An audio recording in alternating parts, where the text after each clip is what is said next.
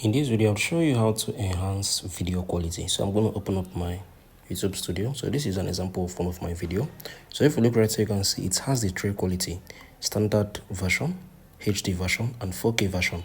So the 4K version is the best video enhance quality type you can get. So I'm going to show you I can be able to achieve this. So I'm currently using the InShot for this. So it's a video editor. So this is the video I made. So if you love to achieve this type of quality on your videos, just tap on this export option. You're going to see the resolution is set to 4K. So there are different options here. There's the 480, there's the 720, there's the 180, there's the 2K, there's the 4K. That is the last option.